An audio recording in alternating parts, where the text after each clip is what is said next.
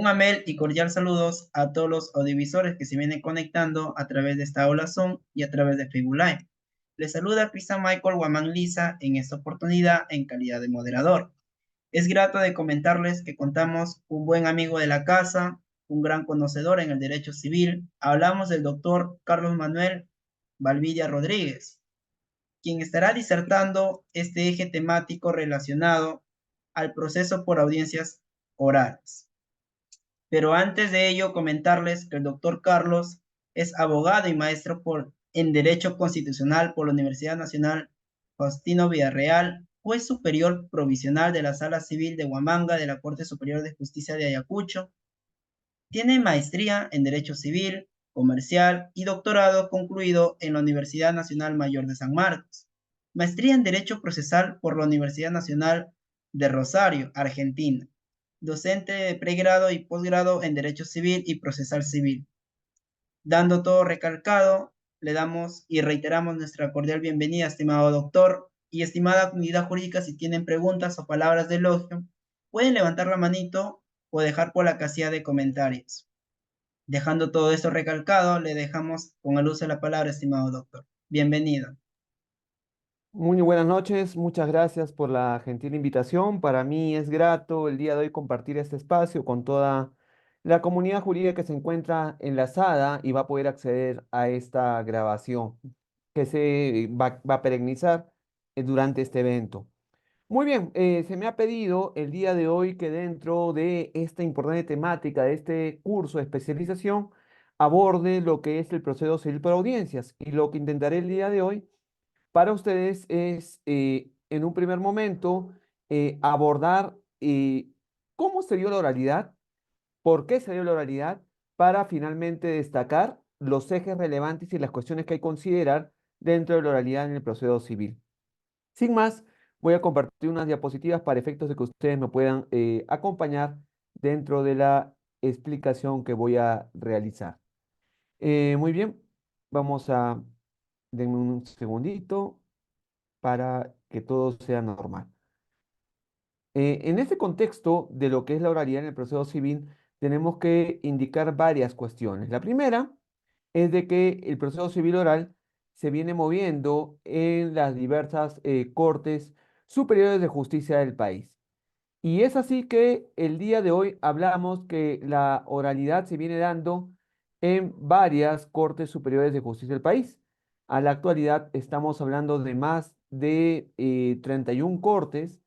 Recordemos que en justicia civil a nivel nacional existen tan solo 34 cortes de las 35 que forman parte de lo que es la oralidad, las cuales vienen desarrollando la oralidad ya bajo este esquema, siendo la última incorporada la Corte Superior de Justicia de Cañete. Es en ese contexto en el cual lo que podemos indicar, lo que podemos referir al respecto, es de que es un cambio inexorable, es un cambio que se ha venido dando con el transcurso del tiempo, y en ese contexto nos encontramos situados el día de hoy. Entonces, como ustedes pueden apreciar en las diapositivas que voy a compartir con ustedes el día de hoy, podrán ver de que no estamos hablando de algo nuevo, sino estamos hablando de la oralidad que se ha venido gestando con el decurso del tiempo, porque esto hace de que evoquemos, recordemos a Giuseppe Chovenda, que a inicios de 1900 hablaba de un proceso civil oral, pero sin embargo no se creyó pertinente en ese momento, en esa oportunidad, de que hablamos de un proceso netamente oral, porque existía una tradición escrituraria de más de 200 años y era difícil dejar de lado versus lo que se creía en aquel momento de la oralidad, sin que exista el apoyo de la tecnología para la grabación de las audiencias que no había en aquel momento, versus el panorama actual en el cual ya contamos con la tecnología, con la cual incluso no se contaba en el año 93. Es así, entonces, de que se daban varias circunstancias en este ámbito de la oralidad civil, como por ejemplo, de que se comenzó a gestar lo que en este momento se viene dando en nuestro país como antecedente a través de lo que es el Instituto Iberoamericano de Derecho Procesal, que en 1988 ya comenzó a hablar, ya comenzó a referirse de un proyecto de modelo del Código Procesal Civil para Iberoamérica. Y es así que esto se llegó a materializar en primer término en Uruguay el año 89, impulsado por un conocido por todos, como es Enrique Vescovi, el cual impulsó este proceso a través de un modelo, a través de este antecedente que es el código modelo o el proyecto modelo del Código Procesal Civil, en el cual se contemplaba proceso civil desarrollado bajo dos audiencias o bajo una, de acuerdo al esquema que se consideró de acuerdo a cada vía procedimental como tenemos nosotros actualmente. Posteriormente, países como España, como Costa Rica, como Colombia y Ecuador también apuntaron a eso, pero hay algunas notas características entre estos países, como por ejemplo, en el caso de España, puedo indicarles de que España apuntó a, a lo que es un código procesal conocido como el Código de Procesamiento Civil Español del año 2000, el mismo que apuntaba también a un proceso por audiencias y tenía las mismas, eh, podríamos indicar las mismas cuestiones problemáticas que tenemos en Latinoamérica, que cuál era en aquel momento. Era de que no se contaba con la cantidad de órganos jurisdiccionales suficientes para atenderse la oralidad.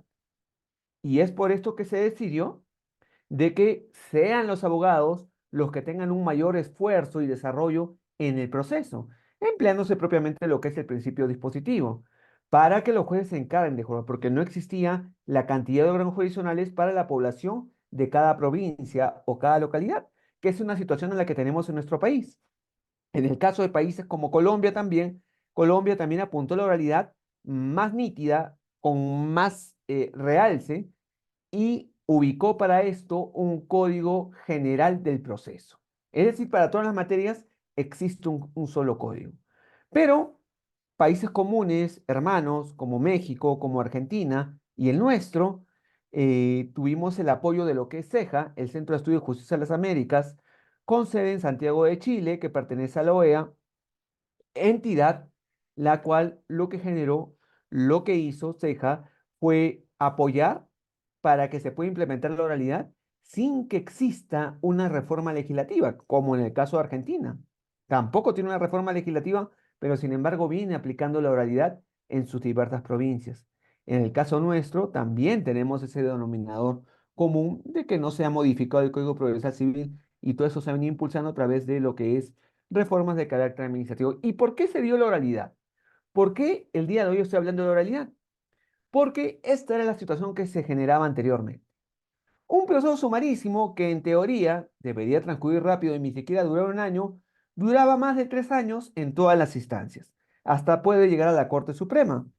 Claro está, estamos hablando de que no existía la reforma que se hizo al Código Procesal Civil en cuanto a la casación, no existían los filtros que actualmente existen, como es el doble conforme, como es la summa gravaminis, los cuales hacen de que no todos los recursos de casación puedan llegar a la Corte Suprema. Acá estamos hablando de un terreno en el cual no se daba esa situación, que es el antecedente de la oralidad. Procesos como la prescripción adquisitiva, que se aplazaba más del tiempo destinado, un proceso de conocimiento que se ampliaba a 6 años y un contencioso administrativo que podía llegar hasta los 10 años entre todas las instancias. Esto, este panorama lento, este panorama que causaba el desazón, que generaba el reclamo de los justiciables, era el panorama existente antes de la oralidad. Pero, ¿qué se ha dado? ¿Qué se ha generado? De que en las cortes primeras, en las cuales se ha hecho un estudio debido, en las cuales se ve aplicado la oralidad, como en la de Arequipa, en la de La Libertad, se ha observado y en el resto de cortes, de que en el caso de esas cortes hay una reducción de la duración del proceso hasta de un 35%. En el caso de las demás cortes, oscila entre el 45, 40, 38, con esas características. Pero, ¿qué debo indicarles? De que esta oralidad viene funcionando, se viene dando sin que se incremente el número de órganos jurisdiccionales. Es decir, se está dando con la cantidad de órganos jurisdiccionales existentes en cada corte. El privilegio de haber tenido un juzgado adicional podría decir que tan solo ha sido en el caso de la Corte de Arequipa, y en el caso de la Corte de Lima, pero se tuvieron que convertir órganos jurisdiccionales para que apoyaran a estos juzgados. El Código Procesal Civil contemplaba la oralidad, pero sin embargo esto no funcionó. Esto hizo que el legislador optara el año 2000, 2007, ¿sí? Fue con la firma del Tratado de Libre Comercio de las Américas, del TLC, en la cual se decidió, en la cual se optó por que se diera un proceso civil prescindiendo de las audiencias. Tan solo se dejó la audiencia de pruebas cuando sea necesario hacerlo, cuando sea necesario actuarse en medios probatorios en la misma, como para una declaración de parte, una declaración testimonial, una inspección judicial, una prueba pericial. Pero en el caso de que no exista esas pruebas, se tenía que emitir un auto de fijación de puntos controvertidos y de saneamiento probatorio. Pero ¿esto funcionó? No funcionó. Esto no sirvió. Esto no cumplió sus objetivos porque no se atendió el problema que había, que era la carga procesal excesiva que existía en cada una de las Cortes Superiores de Justicia del país. Y esto hizo de que finalmente los propios jueces, con el impulso del Consejo Ejecutivo del Poder Judicial, desarrollaran este proyecto piloto y actualmente ya implementada la oralidad civil. Pero las cuestiones que nos dejó el Código Procesal Civil, aunado a lo que les comento, en la cual los jueces netamente no hacían oralidad, sino la audiencia era un papel más para el expediente, en la cual muchas veces hacían pasar a las partes 15 minutos antes de la audiencia para efecto que suscriban un acta ya elaborada, ya redactada, que el juez no cumplía su rol de director del proceso, en la que el juez no practicaba la inmediación, estaba simplemente físicamente en el despacho judicial, pero no había inmediación. No se aprovechaba ese momento valioso, no se estudiaba el caso previamente y esto repercutía en el litigante. Y se dio, sí, por una falta de compromiso de las partes en la participación en las audiencias. No se apuntó a un cambio de la estructura de los juzgados. El juez tenía poderes administrativos y jurisdiccionales, se ocupaba del personal, se ocupaba de la parte logística. eh, Existía también aquel ámbito en el cual eh, debía apuntalársele a mayor capacitación a los jueces, abogados. Y claro, lo positivo que nos dejó el Código Procesal Civil en relación a su antecedente, que es el Código de Procedimientos Civiles, es dejar un proceso civil más moderno, un proceso civil sin tantas paralizaciones y sin una duración innecesaria. Pero sin embargo, el proceso escriturario hizo que se siguieran dando plazos innecesarios. Y acá vamos a hacer una diferenciación en lo que trae el proceso escrito en relación al proceso oral. ¿Y qué trae el proceso escrito, amigos y amigas? El proceso escrito se cree, es un proceso que digo que viene de larga data, más de 200 años de practicarse este proceso, en el cual nos estamos refiriendo a que se cree que el acto escrito puede dar mayor seguridad jurídica al mantener, al perennizar las actuaciones judiciales. Pero habían varias cuestiones que se obviaban con el proceso escrito. ¿No había desconcentración? No, no la había. El proceso escrito hacía que se siga un círculo vicioso y formal, en el cual no se apuntaba a resolver el conflicto. Por ejemplo, si había un pedido, el juez corría traslado del pedido. Si había algún tipo de requerimiento para que resuelva el juez corría traslado del pedido. Y ustedes díganme, y no hablando de notificaciones electrónicas, porque la notificación electrónica es más rápida, llega a una casilla determinada por el abogado, esto se prolongaba en meses, muchos meses. Y supongamos que la parte estaba en rebeldía, otro tanto más. Entonces, aunado también a la falta de mediación, que el juez no cumplía su rol de director del proceso, en la que el juez no se preocupaba porque éste pueda avanzar de manera más célere resolviendo el conflicto, apuntando a reglas legales de evaluación de la prueba rígidas, queriendo mantener la formalidad frente a los fines del proceso, que no se dejaban en un segundo plano, y con una ausencia total de la dirección del proceso y de la publicidad que se da muchas veces dentro de estas actuaciones. Y lo que debemos entender que trae el proceso civil oral para audiencias son dos cuestiones. Una primera, que es de que la oralidad que venimos hablando se da dentro de las audiencias. En tanto, se sigue manteniendo una etapa escrituraria. Y ustedes dirán, ¿por qué no puede ser un proceso netamente oral? Porque nuestro sistema jurídico peruano no está establecido para eso. Porque nuestra tradición jurídica no está tampoco establecida para esa manera. Y también porque en el caso de Latinoamérica existen muchas voces de la doctrina, las cuales señalan que en un sistema del civil law no podemos apuntalar a un proceso netamente oral, como en el caso del common law, como en el caso de Inglaterra, Estados Unidos, porque no está nuestra estructura establecida para ello. Y la mejor manera de tener eficiencia en el proceso es teniendo una etapa escrituraria y teniendo una etapa oral dentro de las audiencias. Entonces, ¿qué se sigue manteniendo de manera escrita y qué de manera oral? De manera escrita, se siguen manteniendo lo que son los actos postulatorios del proceso: demanda, contestación y reconvención. Se siguen presentando de manera escrita. Incluso si nos referimos al eje, es escrito. Oral implica que se tenga que oralizar todo en las audiencias, que no haya que transcribir nada. Eso es oralidad. Eso es el ámbito de oralidad. Así también los actos impugnatorios, trascendentes, los actos impugnatorios importantes se sigan redactando, pese a que se realice en una audiencia oral.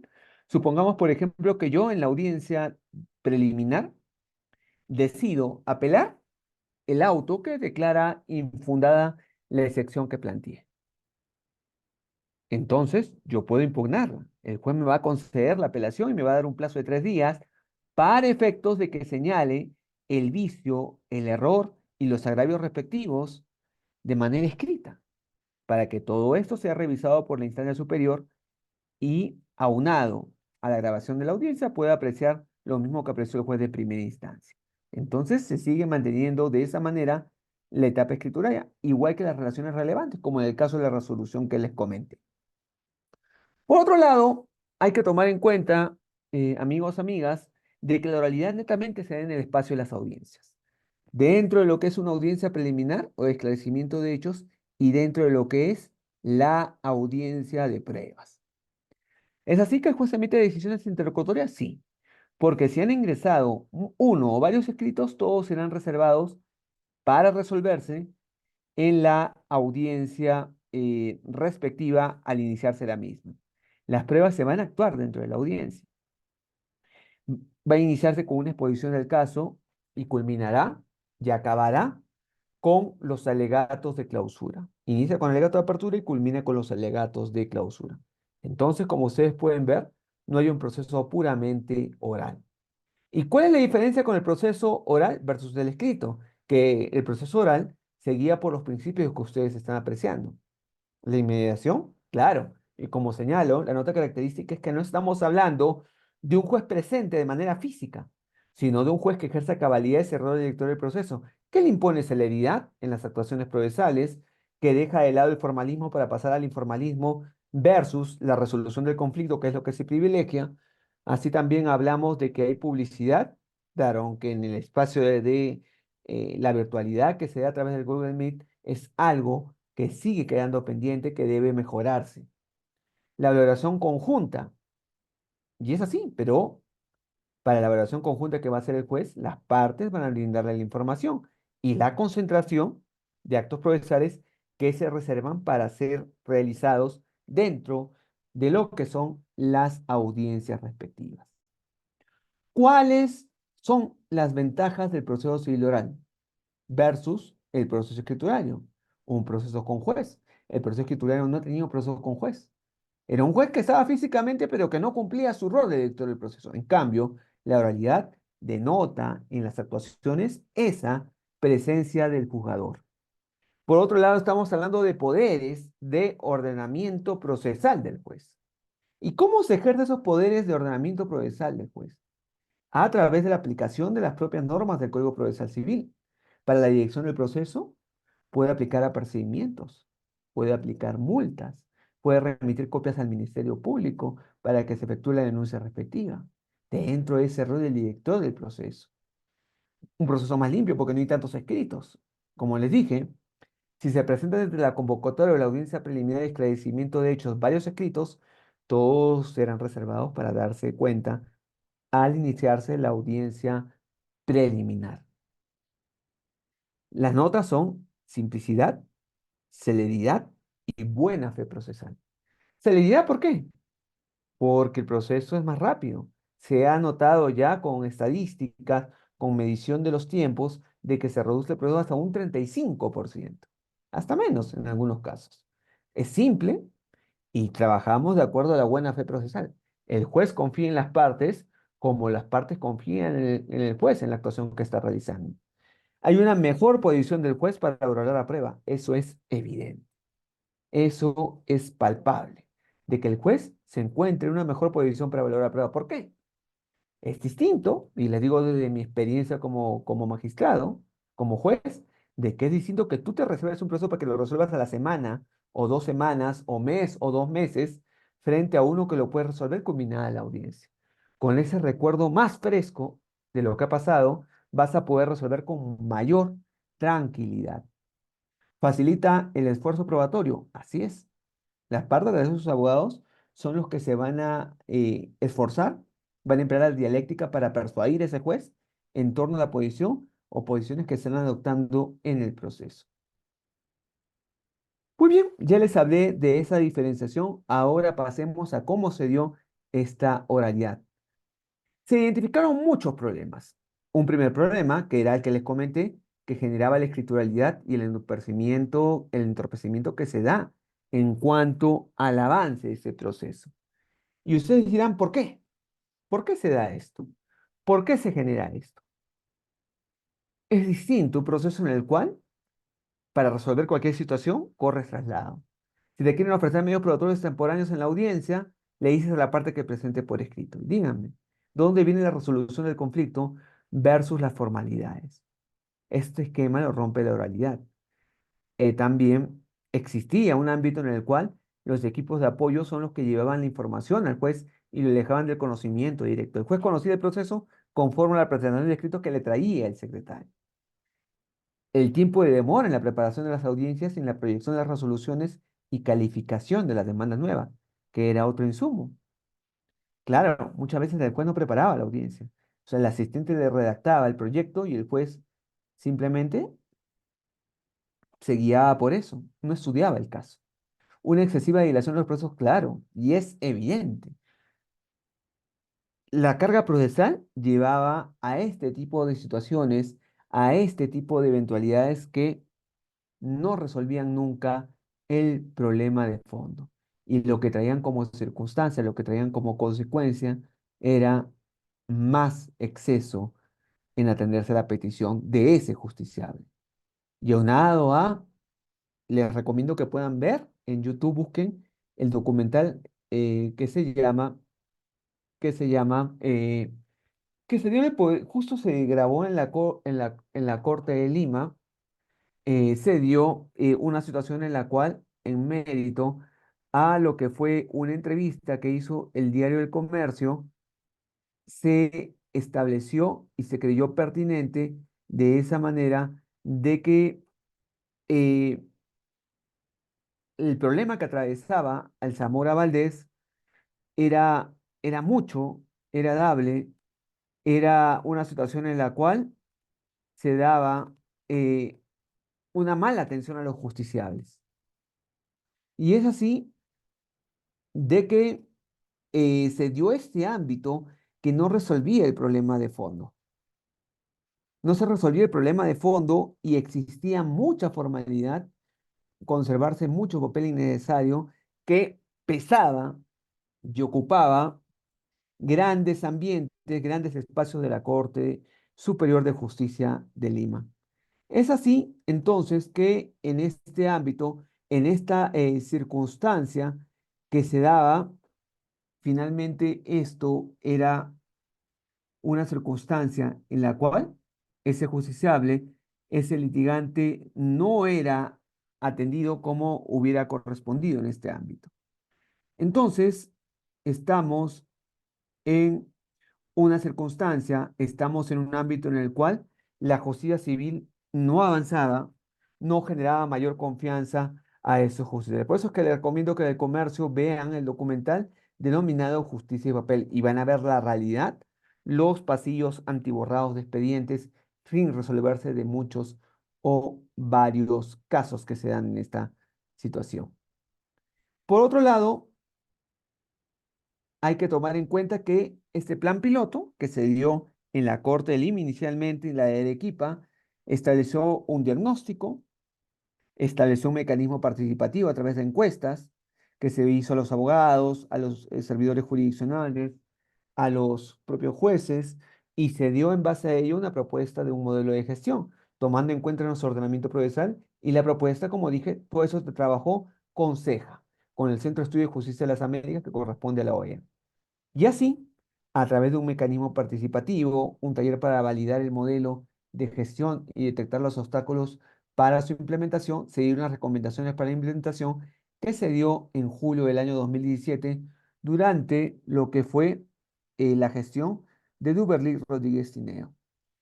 Entonces, en este contexto nos encontramos a que se dieron todos esos pasos que ustedes están apreciando para así proponerse el proyecto piloto para la modernización del despacho judicial de los juzgados civiles que se dio con la resolución administrativa 124-2008-C-PJ del 26 de abril de 2018 que fue elaborado por el Centro de Estudio y Justicia de las Américas, CEJA, el cual tenía como objetivo este proyecto de apoyar, de sumar en la creación de una oficina judicial que asuma las funciones administrativas de mero trámite para dejar al juez en la gestión de las audiencias y las tareas jurisdiccionales netamente. Se olvide de todo tipo de cuestión de carácter administrativo.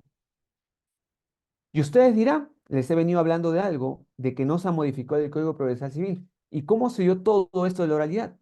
Fue a través de la reinterpretación de las normas procesales que ustedes están viendo. Los artículos del título preliminar del Código Procesal Civil, principios tales como de dirección de audiencias, de celeridad, de economía procesal, de inmediación, entre otros que se emplearon para darse todo esto. Pero reparemos en algo. La principal base que se da en la oralidad civil es el desarrollo de una audiencia preliminar y de esclarecimiento de hecho, que no se encontraba contemplado y actualmente se encuentra regulado en base a toda esta normatividad administrativa para lo que son los juzgados, perdón, para lo que son los procesos de conocimiento y abreviado. Entonces, en ese escenario se reinterpretó el artículo 51 y 50 del Código Procesal Civil y en el caso del artículo 50, inciso primero, habla de que el juez debe desarrollar todas aquellas actuaciones para evitar las paralizaciones y demoras en el proceso. Claro está, respetando lo que es el debido proceso. Se le faculta al juez que pueda realizar esto. Y asimismo, el artículo 51, inciso segundo, señala de que el juez puede desarrollar aquellas actuaciones procesales tendientes a esclarecer los hechos controvertidos y respetando el derecho de la parte contraria, respetando el derecho de escucharse a la parte contraria. Entonces, todo esto aunado a la modificación que se hizo a finales de 2014 al artículo 204 del Código Procesal Civil, que permitía las grabaciones de la audiencia en audio y video, pero que sin embargo no se empleó por muchos órganos jurisdiccionales, algunos de manera aislada lo hicieron, pero no todos, hizo de que se diera este proyecto piloto que les hablé anteriormente. ¿Que ha tenido múltiples modificaciones? Sí. Actualmente ya existe otras resoluciones administrativas, justamente el reglamento se modificó a finales del año pasado. Como ustedes pueden ver, se dio la resolución administrativa marco para todos los que les estoy hablando el día de hoy, que es la 553-2023-C-PJ del 15 de diciembre de 2023, que se denomina Protocolo de Actuación del Módulo Corporativo Civil de Litigación Oral, versión 001. Así también se dio, la importante y la que tenemos que buscar siempre es esa resolución 553-2023, pero la que tiene ya algunos lineamientos netamente de carácter administrativo, porque la otra resolución que mencioné indica toda la labor que se va a hacer dentro del proceso.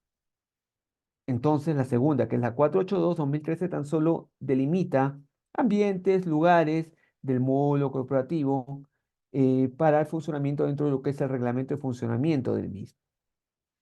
Se dieron otras resoluciones administrativas tales como la 229-2019, que crea la Comisión Nacional de Implementación, Supervisión de la Oralidad Civil en el Poder Judicial, que se encuentra en el Consejo Ejecutivo del Poder Judicial, que monitorea a todas las cortes. Hubo otra resolución administrativa, la 213-2019, del 31 de mayo de 2019, que crea el equipo técnico distrital para la modernización de los despachos de los juzgados civiles. Ustedes dirán, ¿para qué? ¿Para qué sirve eso? Es que cada corte, para pasar la oralidad, tiene este equipo técnico, los cuales van a hacer el requerimiento del Consejo Ejecutivo por pasar la oralidad y ya una vez aceptado esto, implementada la corte, van a participar haciendo las mejoras, coordinando con el Consejo Ejecutivo cómo viene esto desenvolviéndose y funcionando. Muy bien, acabamos toda la gran primera parte. Ahora pasemos a la segunda, que es hablarse de lo que son los ejes relevantes de la oralidad civil. ¿Qué tenemos que considerar? ¿Qué tenemos que tomar en cuenta? Lo primero, que la oralidad no es verbalizar. No es verbalizar. ¿Qué es verbalizar? Que yo me ponga ahorita a leer un papel dentro de una audiencia. Oralidad es presentar al juez las ideas, las cuestiones que hemos entendido del conflicto, del caso que estamos planteando, de acuerdo a nuestras posiciones, de acuerdo a nuestros intereses. Porque recordemos algo, la oralidad no es un principio, es una técnica que sirve para hacer más eficiente el proceso civil en tales circunstancias. Entonces, claro, es una metodología para generar información, no cualquier información, sino información de calidad. Es por esto, como ustedes pueden revisar de la diapositiva, el hecho de emplear el lenguaje oral no quiere decir que la oralidad funcione de una forma adecuada. Claro, la oralidad no es tan solo que yo hable en una audiencia, sino que la decisión de los jugadores se base en la información generada, información de calidad, información útil, información relevante que es aportada por las partes. Y el sentido de instaurar un sistema oral radica en que hasta el momento la audiencia se constituye en el mejor método que garantiza la alta calidad de esa información. Un segundo eje es que tenemos en cuenta, que tomemos, que verifiquemos y que interioricemos de que la audiencia en la oralidad es importante, porque sirve como centro de la decisión que posteriormente debe emitir ese juez, que debe emitir ese juzgador. Y es así que cualquier decisión que implique un grado de controversia, controversia indica el desacuerdo, en el cual puntos sobre los cuales las partes no se ponen de acuerdo, las partes no concuerdan de modo alguno. Esto genera de que el proceso tiene que observar lo siguiente, tiene que ser resuelto por parte de un juez imparcial. Y al ser resuelto por parte de un juez imparcial, esto va a garantizar ese principio en el cual se tiene que observar cualquier tipo de proceso. Un juez que sea el juez del proceso, un juez que sea el juez de la parte, no de una sola. Es por eso que existe mucha crítica por el lado del sector garantista a lo que es la actuación de la prueba de oficio, porque dice que al actuarla se está favoreciendo una parte en desmedro de la otra. Así también es un espacio que reúne a los interesados frente a sí, claro. Los abogados de ambas partes que conocen el caso pueden adoptar mejores decisiones teniendo ese diálogo fluido dentro de las audiencias, con inmediatez, evidentemente, decidiendo sobre la base de lo que conoció y se discutió en ese espacio. ¿Cuál es ese espacio ideal para ello? El que se tiene que observar, la audiencia. Así también, ¿esto es un desafío mayor para los abogados? Claro que sí. Y los jueces también tienen ese desafío, que es ver directamente con el método y el trabajo utilizado, que va a cambiar, que va a variar. En el caso, los abogados van a tener que aplicar lo que es una teoría del caso, plantear el caso de manera estratégica para que tenga una solidez a lo largo del proceso, esté preparado frente a los empates que puede tener su prueba por la otra parte. Por eso de que se habla que en el proceso civil oral tienen que ser las pruebas necesarias. No vamos a ganar por cantidad, sino por calidad de pruebas que no puedan ser enervadas, lo cual va a generar una buena impresión al final y puede persuadir al juez en todo lo que estamos sosteniendo en el espacio de las audiencias que se desarrollan en este esquema de oralidad civil. Por otro lado, el diseño de este esquema de un proceso por audiencias va a obligar a desterrar por completo un arraigado instrumento de nuestros procesos judiciales, que es acudir al expediente. Es así. Todos nos vamos a fojas santos, no. En el proceso oral es dar ideas, es dar una posición, no recurriendo al expediente, sino a lo que se discutió, a lo que se conoció. Más aún, este problema queda ya solucionado con el expediente judicial electrónico, porque no vamos a hablar tanto de fojas. Ahora bien, otro aspecto a considerar es de que en este ámbito de la oralidad, esto no va a implicar, yo le hablé, de la desaparición del papel en las determinadas prestaciones que tienen que darse, como la demanda, la constación, la prueba propuesta por escrito. Y así la oralidad va a implicar un cambio en la atención y el eje del proceso. ¿Qué va a implicar de lo jurisdiccional? ¿Qué va a implicar de lo jurisdiccional? La importancia va a radicar que en lo que se presente en la audiencia y sea resuelta en la misma, sea en mérito de lo cual el juez emite una decisión. No ya en antecedentes escritos, ya no valdrán los alegatos o las pruebas extemporáneas. Si no se realizó en la audiencia, el juez simplemente no puede valorarlo. Así también desde el punto de vista del litigante, la importancia está en la persuasión y solidez de la presentación que dé en ese ámbito, de sus argumentos orales, no en la extensión, no en la cantidad de citas insertas en sus escritos anteriores, sino en la solidez de la información que va a presentar. Es así que esta audiencia oral se convierte en un mecanismo eficiente para depurar la información. Otro aspecto es de que el juez va a depurar la información. Va a fijar claramente lo que son sus hechos controvertidos y lo que no guarda relación con ello simplemente va a ser depurado. Es por esto que si el abogado tiene una sólida posición, puede defender esto en el caso en el que el juez quiera depurar esa prueba. Él tiene que explicar la utilidad de esa prueba, porque es importante que acredita en torno a lo que ha sostenido. Y es así de que la mejor forma que se constituiría para efectos de depurar la información es, ya dije, tomándose en cuenta los hechos controvertidos y aquella información que no guarda relevancia con ello, simplemente es depurada del proceso. Y ahí ustedes pueden ver con claridad todo el decurso que se da en el proceso civil oral, que como dije, se aplica para el proceso de conocimiento y abreviado. Claro está, de que también el proceso único se practica lo mismo de la audiencia preliminar y de la audiencia de pruebas. Se inicia con los alegatos de apertura, como les indiqué, se va a dar la producción de la prueba, se van a presentar los alegatos de clausura y finalmente se va a emitir la decisión después de escuchar a los abogados, porque recordemos que los alegatos de clausura son como ese dictado de los abogados al juez de cómo debe sentenciar, de cómo debe resolver.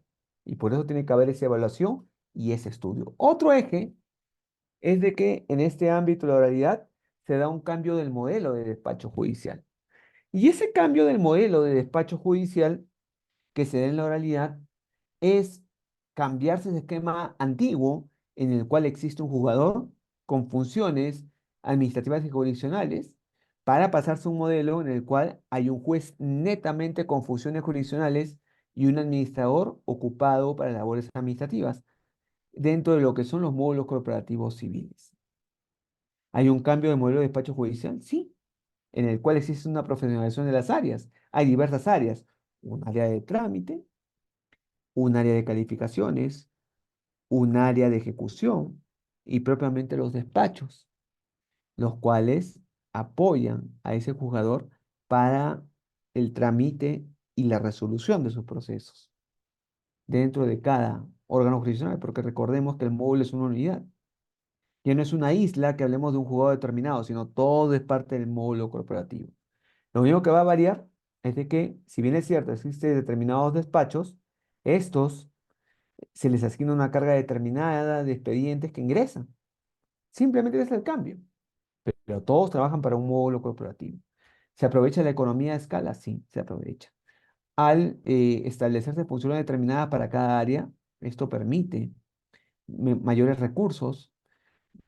También esto privilegia la flexibilidad procesal, como indiqué, versus a resolverse el conflicto.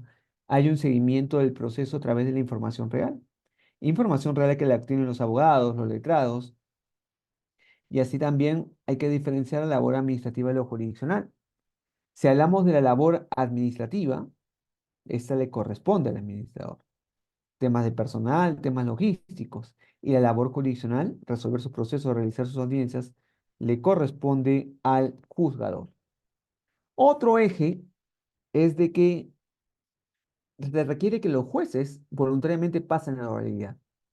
¿Eso qué implica? Que a ningún juez se le puede obligar que pase a la oralidad si éste no está convencido. ¿Por qué? No hay una base normativa. Y al no haber una reforma legislativa que regule el mecanismo contemplado dentro de lo que es la oralidad, dentro del protocolo que les mencioné anteriormente, se va a realizar una reinterpretación normativa. ¿Cuáles son los principales obstáculos que se pueden alegar para que un juez no pase a la oralidad? Yo lo identifico en que este juez abandona su zona de confort laboral. Él ya no programa sus audiencias, él ya no programa sus tiempos tanto, sino lo se hace dentro del módulo corporativo. Y así también se supera la falta de entendimiento entre los jueces para realizarse el trabajo en equipo. Claro, y esto se da en lo que es la junta de jueces que se tiene que reunir una vez al mes para adoptarse decisiones en torno a lo que es el módulo corporativo. ¿Hay un cambio en la estructura organizacional de ese módulo corporativo? Sí. Ya hay una homogeneidad de los procesos de trabajo. Cada cual desarrolla la tarea o la labor que ha sido asignada a cada uno. Hay una separación de las estructuras encargadas de la administración también. Hay el establecimiento de la figura de un juez coordinador que sea la voz de los otros jueces y que lo lleve ante el ETI, ante la presidencia de la Corte. Hay una separación de las estructuras encargadas de la administración, también lo hay. Hay una nivelación de la importancia de las responsabilidades jurisdiccionales de las administrativas, también. Y así hay un aumento de las actividades administrativas y responsabilidades de la gestión de los casos, y no solo a lo referente a la administración de recursos materiales, que esto ya corresponde al administrador. Netamente se le deja al juez que se ocupe de la tarea administrativa. Y hay también en algunos módulos corporativos el establecimiento de un juzgado de ejecución de sentencia. Pero esto se da principalmente cuando la cantidad de órganos jurisdiccionales de ese módulo superan los 3 juzgados. Otra cuestión que hay que destacar dentro de la oralidad es que nuevamente se vuelve al intento de conciliación del juez. Recordemos que cuando se modificó el Código Procesal Civil, dentro de la modificación importante que tuvo el año 2007, se dejó la conciliación para que sea realizada en un centro de conciliación extrajudicial. El juez únicamente podía conciliar si es que ambos abogados de ambas partes procesales lo solicitaban al juez en la audiencia o, en su defecto, lo presentaban por escrito. Pero la sanción era que si no acudían, se les podía imponer una multa hasta de 5 URPs. La oralidad cree que no debe transitarse esa puerta hacia la sentencia por los costos que genera, sino dentro de la audiencia buscar que concílienla. De acá va a ser necesaria la pericia del juez para, en base a esta herramienta, después de escuchar a las partes que han expuesto sus peticiones enunciados, los invita a conciliar. Claro está, de que no debe tampoco intentar para generar desconfianza, dar a entender lo que será su teoría del caso con la cual éste sentenciará. Muy bien, ahora hagamos la distinción que se dé en este ámbito de oralidad en cuanto al rol que tiene ese juzgador. En ese contexto, hablamos de que hay una presencia activa de ese juez, quien en estrecha colaboración con las partes persigue que en estas audiencias orales se busque que los hechos debatidos en el proceso, mediante su libre valoración, sea lo que éste ha podido identificar, lo que él mismo ha podido extraer de las audiencias desarrolladas. Y se requiere también que el juez, el personal del módulo corporativo y así como los abogados estudien meticulosamente el caso para así advertirse cuáles son los hechos verdaderamente controvertidos, los elementos probatorios necesarios, los sujetos que deben intervenir, para de esa manera optimizarse la forma y el tiempo y condiciones de procesamiento del conflicto planteado.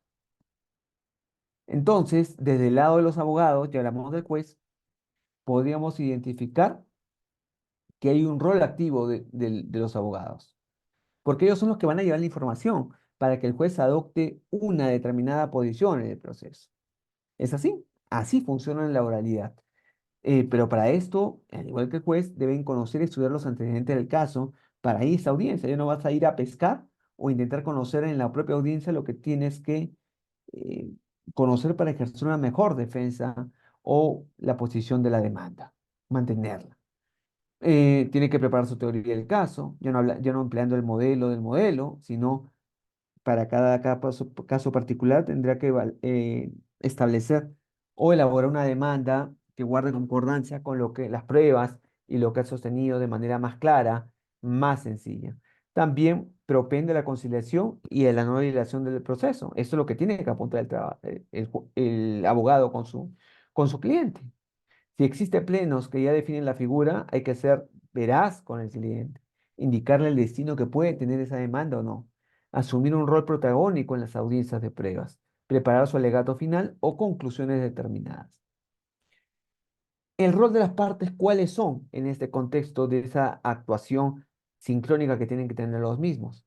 Es un compromiso de asistir personalmente a las audiencias y conocer las incidencias de su caso, propender la conciliación, asumir su rol protagónico en la audiencia preliminar, respetar y cumplir lo que son las decisiones judiciales, que muchas veces no se entiende, no se cumple, se busca la manera de no cumplirse, versus el cumplirse. Pese a que ya quedó ejecutorial, no se quiere acatar muchas veces la decisión judicial. Y a esto es algo que debemos cambiar ya en nuestro país. Aceptar el Estado de Derecho y seguir el procedimiento regular para enervar esa decisión. Y un último eje con el cual vamos cerrando el tema del día de hoy es hablarse del lenguaje judicial claro, que también apunta a la oralidad civil. Una de las principales barreras comunicacionales que tienen los órganos jurisdiccionales con los justiciables es el lenguaje jurídico. Al contar con su tecnolecto propio, al encontrarse dotado de una terminología específica, genera esa barrera entre el litigante con el órgano jurisdiccional. Y esto impide el acceso a la justicia, que hace que las decisiones y actos procesales sean incomprensibles, no puedan ser entendidos. Hay el empleo dentro del lenguaje judicial de términos arcaicos, latinos, ritualismos estereotipados, aunado a un mal uso de la gramática y ortografía en la redacción de las resoluciones.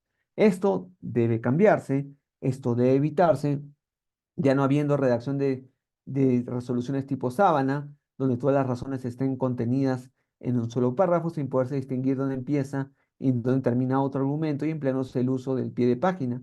Debe apuntarse también hacia un lenguaje judicial claro, integrador, transparente, conciso y accesible de manera real y efectiva para todos.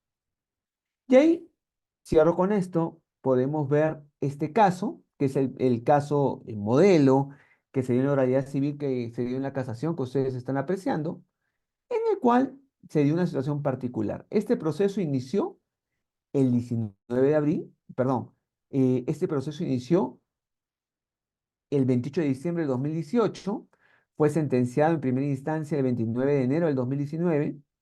Fue confirmada la sentencia por la sala el 4 de junio del 2019 y la Corte Suprema falló el 19 de diciembre del 2019. Todo duró un año. Y la Corte Suprema falló declarando improcedente el recurso de casación. Claro, era un caso de desalojo por ocupación precaria, en el cual se adujo para plantearse la casación la afectación al debido proceso, la interpretación errónea del artículo 911 del Código Civil y la inaplicación de la casación 2195-2011, caso Cayali, que es el cuarto pleno civil casatorio. Es así que esta casación reafirmó todo lo que se viene haciendo en la oralidad.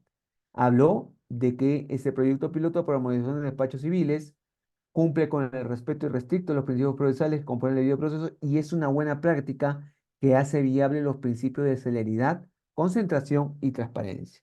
Y hay una frase que ha salido de esa casación que dice, si se quiere ir mejorando sustantivamente los procesos civiles, se requiere la participación activa y responsable de los señores abogados, ajustándose a los deberes de diligencia, buena fe y lealtad, construyéndose realmente en colaboradores de un sistema de justicia eficaz para obtener una decisión ajustada de derecho a lo actual en el proceso y con criterio de justicia.